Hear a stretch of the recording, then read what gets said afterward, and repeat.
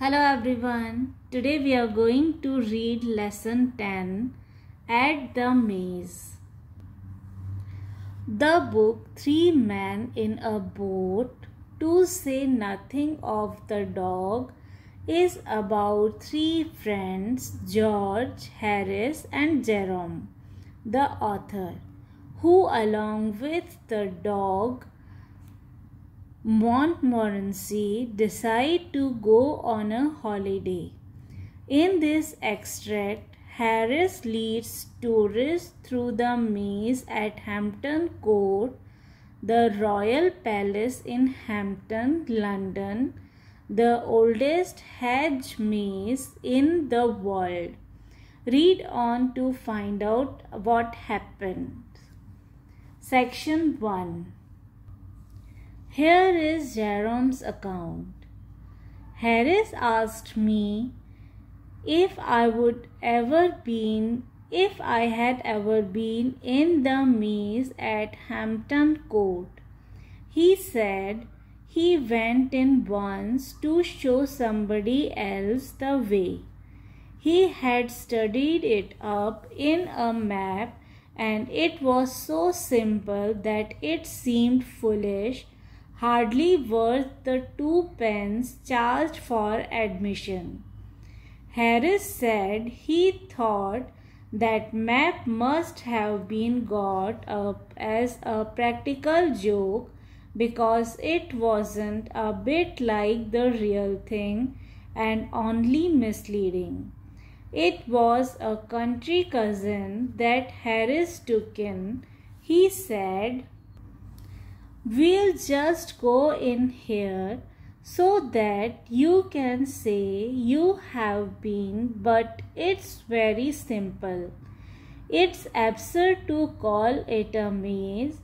You keep on taking the first turning to the right.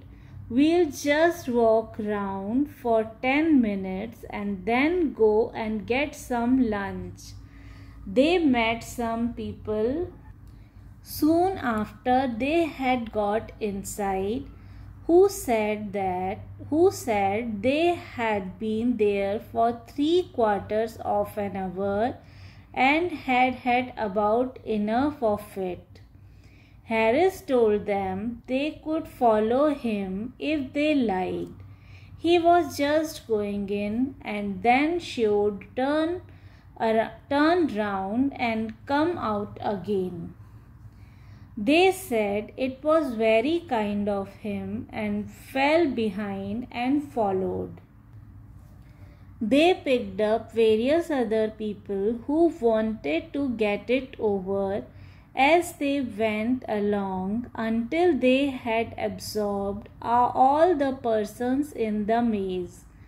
People who had given up all hopes of ever getting either in or out, or of ever seeing their home and friends again, plucked up courage at the sight of Harris and his party and joined the procession, blessing him. Harris said he should judge there must have been 20 people following him in all, and one woman with a baby who had been there all the morning insisted on taking his arm for fear of losing him. Harris kept on turning to the right, but it seemed a long way, and his cousin said he supposed it was a very big maze.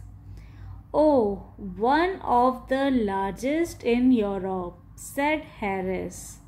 "Yes, it must be," replied the cousin, "because we have walked a good 2 miles already." Harris began to think it rather strange himself, but he held on until at last they passed the half of a penny bun on the ground that Harris's cousin swore he had noticed there 7 minutes ago. Harris said, "Oh, impossible."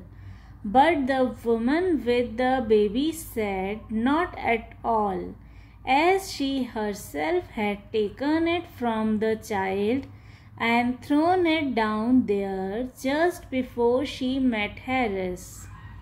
She also added that she wished she never had met Harris and expressed an opinion that he was an impostor. That made Harris mad, and he produced his map and explained his theory. "The map may be all right enough," said one of the party, "if you know whereabouts in it we are now." Section 2. Harris didn't know and suggested that the best thing to do would be to go back to the entrance and begin again. For the beginning again part of it, there was not much enthusiasm, but with regard to the advisability of going back to the entrance, there was complete unanimity. And so they turned and trailed after Harris again in the opposite direction. But 10 minutes more passed, and then they found themselves in the center. Harris thought at first of pretending that that was what he had been aiming at, but the crowd looked dangerous and he decided to treat it as an accident. Anyhow, they had got something to start from then. They did know where they were, and the map was once more consulted, and the thing seemed simpler than ever, and off they started for the third time. And 3 minutes later, they were back in the center again. After that, they simply couldn't get anywhere else. Whatever way they turned brought them back to the middle. It became so regular at length that some of the people stopped there and waited for the others to take a walk around and come back to them.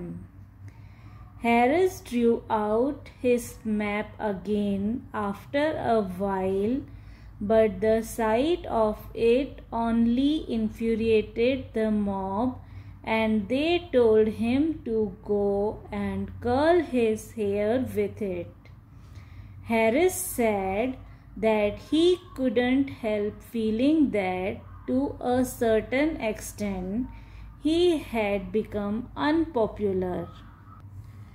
They all got crazy at last and sang out for the keeper, and the man came and climbed up the ladder outside and shouted out directions to them.